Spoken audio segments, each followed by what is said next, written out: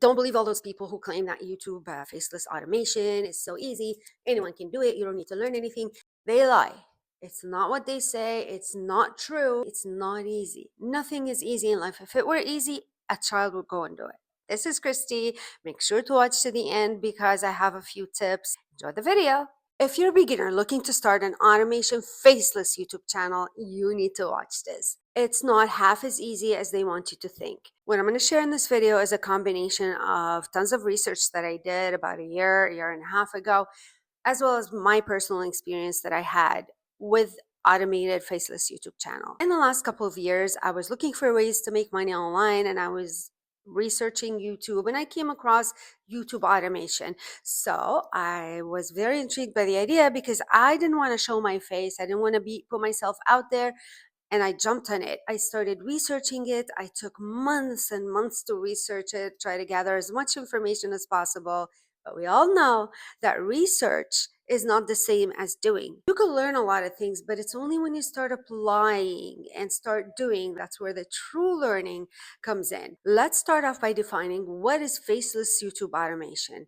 Basically, it's a type of channel where you do not show your face and you outsource all the tasks, or you hire people to create your videos, to edit and publish your videos. I hired multiple different teams or people to create because I wanted everything to be done from scratch for me. So I went on Fiverr and I went on Upwork, and the first person I ended up hiring had told me that he's a beginner, but he's great and he's a graphic designer and he works with a script writer and an editor and all that stuff. He has a team, and he told me, please, give me a chance to prove myself and all that stuff. So I said, okay.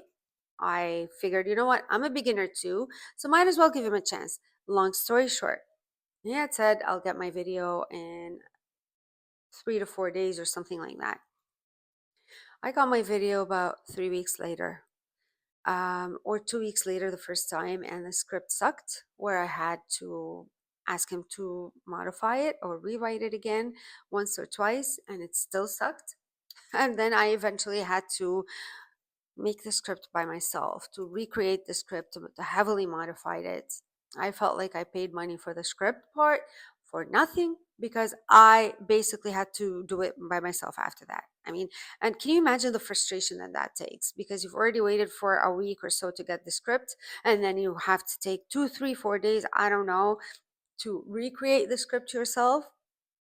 We're not even talking about creating the video yet, or the editing or the thumbnail. Then he created the video for me and was not the best.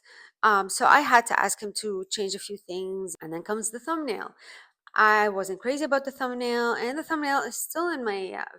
The video is still in my on my channel. I keep those two videos as a sort of a testimony or a motivation for me to keep going, and confirmed to me that I made the right choice by deciding to come out with my own face, with my own personality. This is a funny one. I found this person on Upwork, and he said that he does it all. He does the script and he has an editor and the whole thing, right, from A to Z. So I was like, okay, good, great. And he was on the average lower side price wise. He said, I'll finish your video in like 3 days. And he actually delivered. It took him 3 days, but first he sent me the script the next day.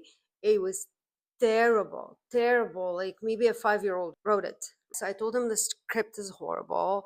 He read it twice, 2 or 3 times, and it was still horrible. And then I said, your script is really, really bad. Like I can't even work with it. I'd have to regenerate it, rewrite it from scratch myself.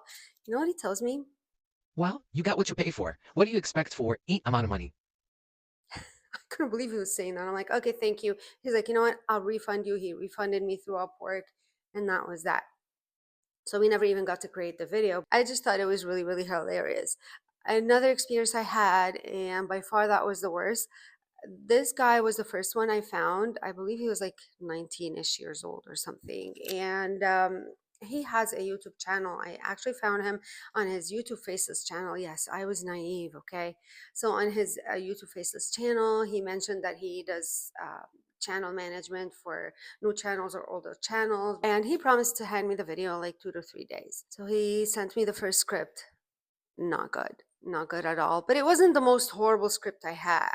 It was one of the better ones, but it was still not good. So then he modified the script, which wasn't much of much. So I told him, never mind, just go ahead and start doing the video. I'll take care of the script because I was going to do the voiceover anyway. So I worked on the script for a couple of days. Finally, he gave me the video. It went from the promise of 2 to 3 days to hand me the video from A to Z. The first week passed by, nothing. The second week, nothing. And I was emailing him in the meantime. I didn't want to bother him, but at the same time, hello, I paid you in full. And he wasn't the cheapest. I mean, he wasn't crazy expensive, but it's not like he was the cheapest. He was one of the more expensive ones that I had hired at the time. Long story short, it took him 3 weeks to give me the video, and it wasn't even done properly. It was half edited. There were still a lot of glitches, a lot of mistakes. The video is not edited properly. It still needs work, and he didn't want to work with me anymore. Duh, he gave me a video that's half done. I had received all of his money. He refused to refund me, obviously, because we didn't go through Fiverr or Upwork, right? So it was just through YouTube. He's a 100% scammer because we started off, he wanted me to agree on, I think he said 10 to 15 videos right away, about 10 minutes each.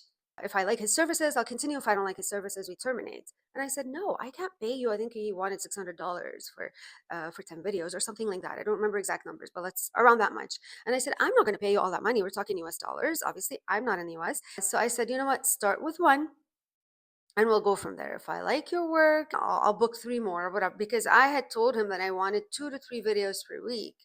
And he said, no problem. So going from 3 days to finish a video as per his promise took him 3 weeks to do half done video. This guy was a nightmare for me because he was the first guy that I hired, and it started off on the wrong foot. I was already traumatized, but then I went on to hire a few other guys. There are some guys that never even got back to me. Someone sent me a script, then when I told him the script needed modification, he never got back to me. It was a really, really bad experience from beginning to the end. I'm not ready for this, because not because I didn't want to do it, because it's a headache. I was always super stressed. When you want to do 2 to 3, or let's say 2 videos a week, and I needed 1 or 2 days to do my voice because I was doing a lot of ums and whatever, it was hard for me. I wasn't used to that.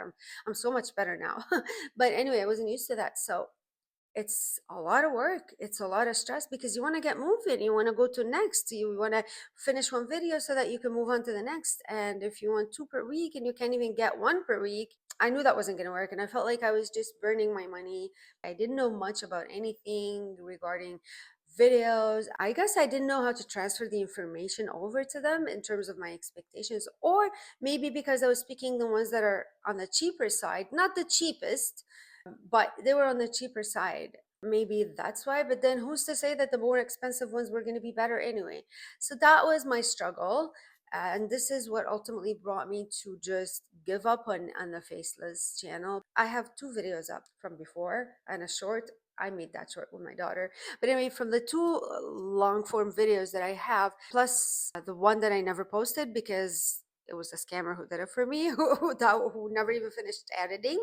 So plus a third one, a guy did like a sample video for me, but the deal never went through because I didn't like his work. They all have like the same stock images, more or less. I guess they use the same platforms, and I felt like my videos were very similar to other faceless channels that are talking about it was a make money online niche. There was nothing different about them. Why would people want to watch them?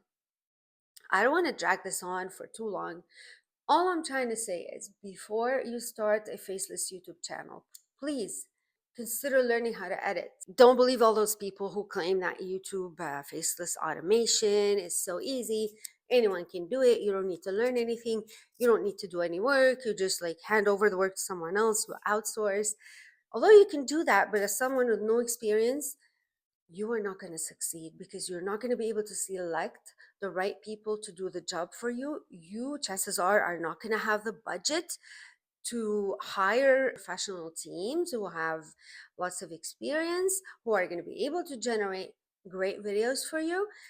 And you're not going to be able to pinpoint the strengths and the weaknesses in the videos neither. And therefore, how can you judge the video if you don't know yourself, if you don't have the experience yourself? Because believe me, all the amount of research you will do are not going to be enough to truly teach you until you start creating the videos yourself. Every YouTube channel is different, even if it's underneath the same niche, faceless. Even if you're creating more than one YouTube channel, yes, you need strategy. Once you have proper strategy and a little bit of experience, you're much better off, but you'll still have different experiences from one channel to the other. That's all I'm saying. Thank you so much for watching. I appreciate you, and I'll see you on the next one.